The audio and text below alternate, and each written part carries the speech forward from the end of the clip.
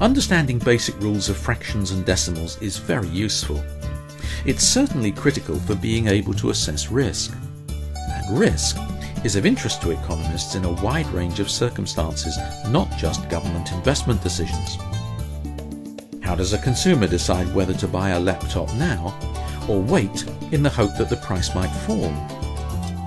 How do you decide whether to go on the same holiday as last year or whether to take the risk and take a different one that you may enjoy less? How do firms make investment decisions when they don't know if consumers will buy the products that they'll make? The same principles of risk apply to all these decisions, and an understanding of fractions and decimals is basic to making rational decisions under these conditions. In this section, we remind ourselves about percentages. And percentages are simply fractions of hundredths. So 50 hundredths is 50%. 70% is 70 hundredths, or 70 over 100.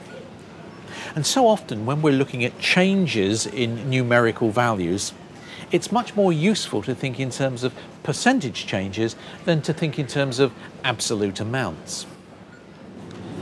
Supermarkets often have money off deals.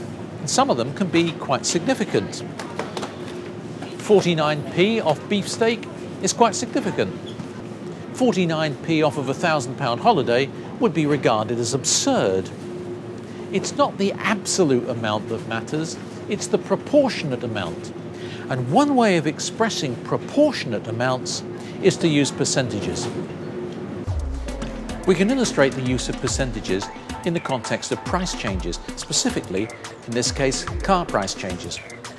Car price changes occur for all kinds of reasons: value-added tax changes, car dealer discounts, inflation, cost changes, and over time, depreciation.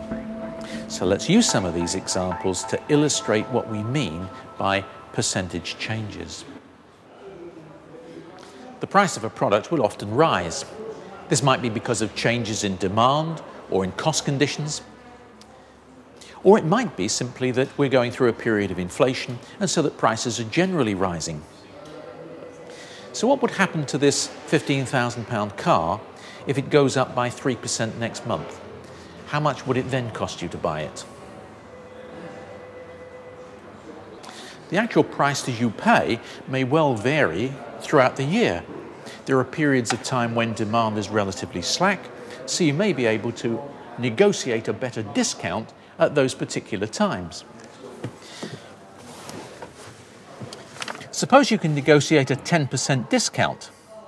How much will you pay for the car now? Most products in the EU carry value-added tax, and you'll have to pay that. Usually, the price you're quoted includes VAT. Sometimes it doesn't, and you'll have to add the VAT on to get the price you actually have to pay. Suppose this particular car at £15,000 is before the addition of 17.5% value-added tax. What would be the cost to you of buying the car? Actually, the price of cars is generally quoted to include value-added tax. So if this £15,000 includes the VAT, what was the price before the addition of the value-added tax? One thing you ought to consider when you buy something like a car is the depreciation. You buy this nice new car for £15,000, but it's going to depreciate in value. Suppose it falls in value by, say, 30% over the first year. Suppose you then keep it for another year and it depreciates by a further 20%. What's it worth now after 2 years of your driving it? Our illustration of the use of percentages has been in the context of price changes. And clearly that's very important. But percentage changes are used in all kinds of other ways as well. It may be that we're interested in output changes or in cost changes. And we may not be just interested in the change in these things for one particular product, but for the whole economy.